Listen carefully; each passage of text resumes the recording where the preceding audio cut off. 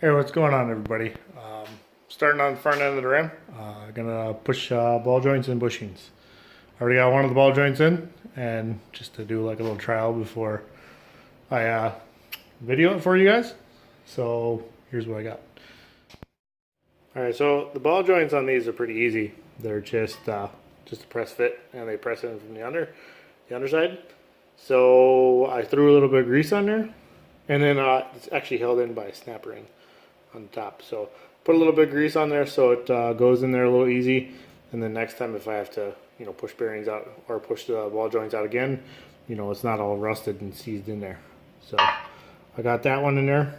I'll push that one in there and I'll show you guys how I have my little press set up. But that's what it looks like afterwards. And then there's the little snap ring that goes on there, Zerk fitting, and then that's pretty much it. So then I just push it in from the bottom there. So I'll set you guys up, and then I'll show you how I set my little deal up.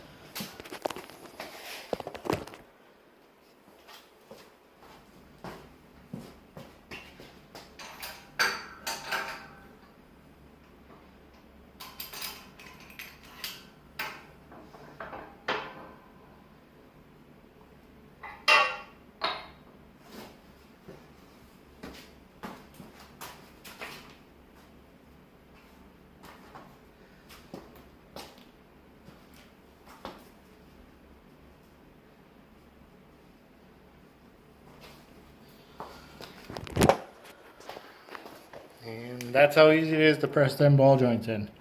So now I'm gonna go put that snap ring on there, and then we're good to go. And then I can put the bushings in the back. So I'll go grab the snap ring and I'll slap that on there for you.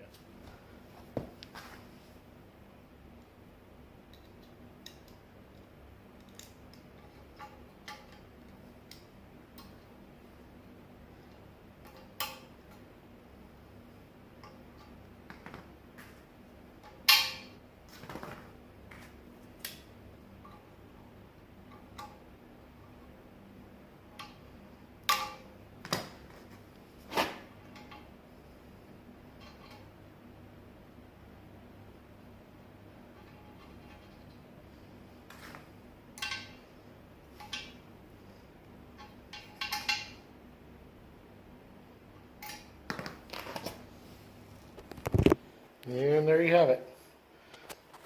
When I get the snap ring down, there's a little grease in that channel. So then I just grab it again and then move it around a little bit to move that grease around. But that's more or less it. Pushing ball joints in a lower controller. I'm on a 3rd gen RAM. I'm pretty sure 4x4 and 2-wheel drive are both the same. Not 100% positive on that, but I would assume so. Yeah, and it's just the opposite for pushing it out. Stock doesn't have that snap ring on there. The snap ring's only a aftermarket thing. At least when I pushed my stock ball joints out, they didn't have a snap ring on them. So, but I would still watch out for that if you were pushing your stock ball joints out. Just double check. So we'll get them back bushings in. And then this control arm is ready to go in. And then I'm going to grease everything up after I get it in.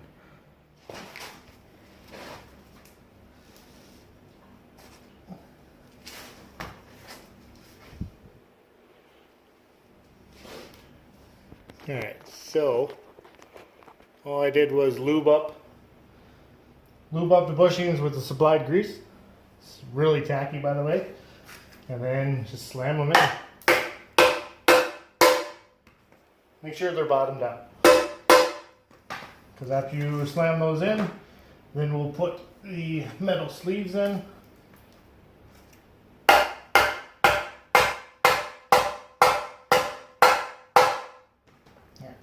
So, got all those done. Now we'll do the same thing. I'll lube up these and slide those in and just hit them in with a hammer. I'll try to record that. I guess I could leave it going. So you'll do this for all four. So what I do, it's got these ribs inside of these bushings. I don't know how well you're going to be able to see that, but you see those little notches inside of there? Oh, where's the camera?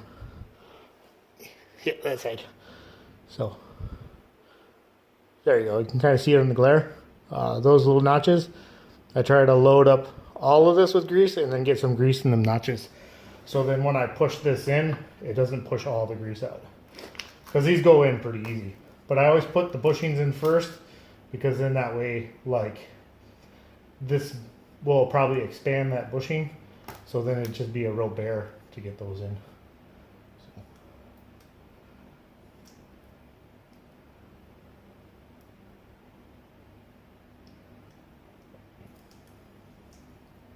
And while I'm doing this, I just do all of them at once, because like I said before, this grease is a pain in the butt to get off because it's super sticky. And then I also grease the fronts of the bushings as well, because those will be riding on metal. So I don't want any squeaks, because this polyurethane stuff will squeak a lot more than your typical rubber bushing. So just try to lube everything up as best I can. All right, so got those all lubed up. So a second to wipe off my hands, because otherwise I get it all over my tools. See, that's how sticky that stuff is. Like, I'm not really holding my hand hard. It's just that's how much pressure I have to put on it to just get that grease off, because it's super sticky. So, all right. So, put that in there like that, and just hammer away.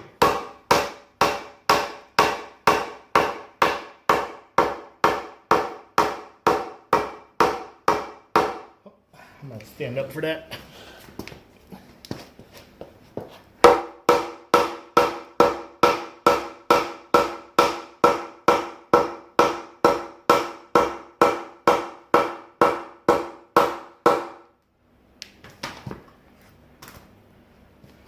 And there you go. You just have to do that on all four of them, and you're done. So I'm gonna knock these out, and then that's your fully assembled lower control arms for 3rd gen Ram. So I'm gonna finish these, and I'm gonna do them all now, and then that way I'm not breathing real heavy. And then I'll go to the upper control arms, and I'll show you guys how to do those. Alright, so here's where I'm at with the upper control arms. I've already pushed the inner metal sleeves out, which I am going to need to reuse for those. Energy suspension kind of gives you a little quick tutorial. This is exactly how I did it, and but the only thing that's different is getting the actual bushing out. So I just used a socket, pushed the metal sleeve out, and now I'm working on getting the actual bushing out, because they're vulcanized in there. So what I'm doing is I'm taking a impact socket that is slightly undersized from this metal sleeve, and then the correct size for the metal sleeve for the bushing. So I lube this up with some WD-40, and then I just push this out.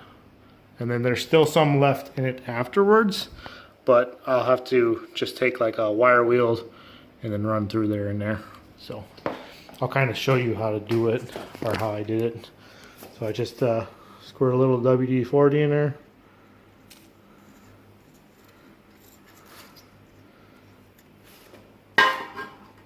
Now I always stand way off to the side, so if my camera angle is a little not that good, it's just because I'm standing way out of the way, because if anything moves like it is right now, I'll have to readjust and then try it again because something's off. So give me a second. All right, so I got it realigned.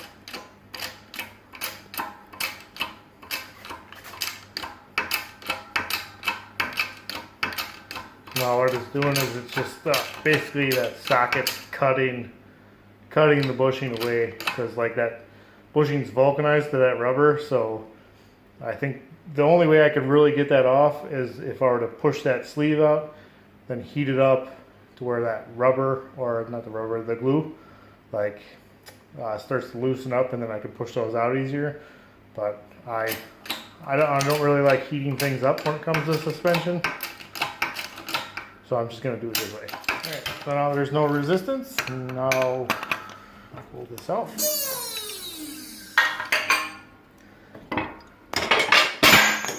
Or it'll just fall out of there. But yeah, so that's what it does. And it just pushes that out of there. So here we go.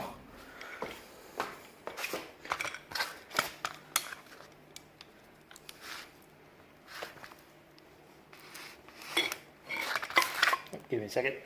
There you go. So that's what it basically does, is, and then it cuts that rubber out. Should probably lube it a little bit more. This worked easier than the last one I did.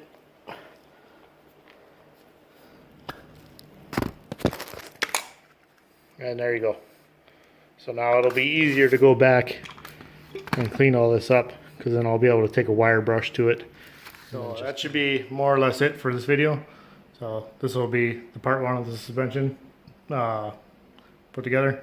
I've already put the lower control arms on the truck and the spindles.